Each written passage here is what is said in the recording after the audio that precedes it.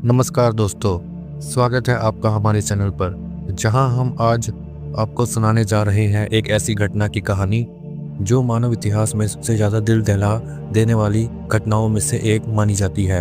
ये कहानी है मानव अस्तित्व, इच्छा शक्ति और संघर्ष की। ये कहानी है उरुग्वे एयरफोर्स फ्लाइट 571 की, जिसे लोग एंडीज पर्वतों का चमत्कार भी कहते हैं। लेकिन इस चमत्कार के पीछे छिपी एक ऐसी सच्चाई जिसे सुनकर आपकी रूह कांप जाएगी।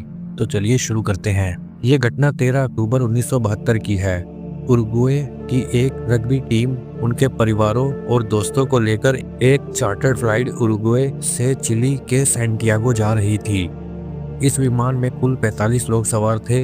ये विमान एंडीज पर्वतों के ऊपर से गुजर रहा था, जहां मौसम अचानक खराब हो गया। पायलट ने खराब मौसम के कारण विमान को थोड़ी देर के लिए नीचे उड़ाने का निर्णय लिया, लेकिन एंडीज पर्वत की ऊंची चोटियों और तेज हवाओं के कारण विमान का संतुलन बिगड़ गया। एक भयंकर दुर्घटना हुई और फ्लाइट 571 एंडीज पर्वतों की बर्फीली घाटी में क्रैश हो गया। विमान क्रैश होने के तुरंत बाद 45 यात्रियों में से 12 लोग मौके पर ही मारे गए। बाकी लोग गंभीर रूप से घायल थे। इस ठंडी और बर्फीली घाटी में खाने पीने का कोई साधन नहीं था।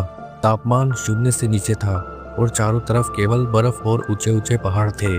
यात्रियों ने सोचा कि मदद जल्द ही पहुंच जाएगी, लेकिन विमान का रडार से संपर्क टूट चुका था और खोजी टीमों को अंदाजा नहीं था कि विमान कहां गिरा है।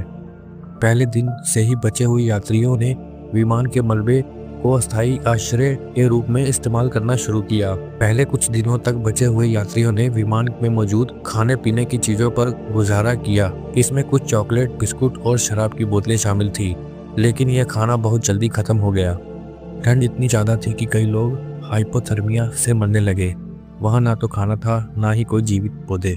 चारों तरफ केवल बर्फ और मौत का सन्नाटा था। भूख के कारण यात्रियों की हालत और भी खराब होती जा रही थी। मदद नहीं पहुंच रही थी और भूख से मौत निश्चित लग रही थी। इस स्थिति में यात्रियों ने एक खौफनाक लेकिन अस्तित्व के लिए आवश्यक निर्णय लिया। उन्होंने अपने उन साथियों के मृत शरीर को खाने का निर्णय लिया जो विमान दुर्घटना में मारे गए थे। यह निर्णय लेना आसान नहीं था।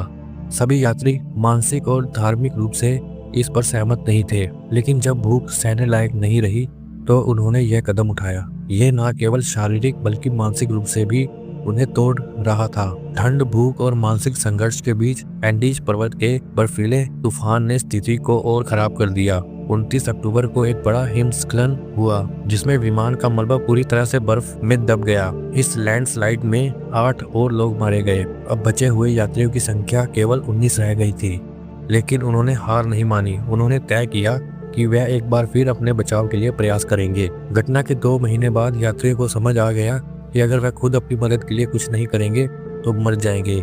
इस बीच उनमें से कुछ ने बर्फ और ठंड के बीच चलने का अभ्यास करना शुरू किया। 2 यात्रियों नंदो परेडो और रोबर्टो कोनासा ने अतः 12 दिसंबर को मदद की तलाश में पर्वतों को पार करने का साहसिक निर्णय लिया। उनके पास कोई आधुनिक उपकरण नहीं था, केवल इच्छा शक्ति और जिंदा रहने की उम्मीद थी। नंदो और रोबर्टो ने 10 दिनों तक चलकर 24 दिसंबर को चिली के एक विमान तक पहुंचने में सफलता पाई। उन्होंने तुरंत मदद मंगवाई। इस तरह 23 दिसंबर को एक बचाव दल ने एंडीज पर्वत के उस स्थान को ढूंढ निकाला जहां बचे हुए यात्री फंसे हुए थे। इस भयानक दुर्घटना के 72 दिनों बाद 29 दिसंबर को बचाव अभियान सफलतापूर्वक पूरा हुआ। केवल 16 यात्री जिंदा बच पाए। उनके बचने की कहानी ने पूरी दुनिया को झकझोर कर रख दिया। ये घटना मानव इच्छा शक्ति और अस्तित्व के संघर्ष की मिसाल है। हालांकि इंसानों को खाने जैसा अमानवीय कदम उठाना पड़ा, लेकिन यह उनकी मजबूरी थी। यह घटना हमें यह सोचने पर मजबूर करती है कि कठिन परिस्थितियों में जीवित रहने के लिए इंसान कहां तक जा सकता है। तो दोस्तों, यह थी फ्लाइट 571 की दर्दनाक और चौंकाने वाली कहानी।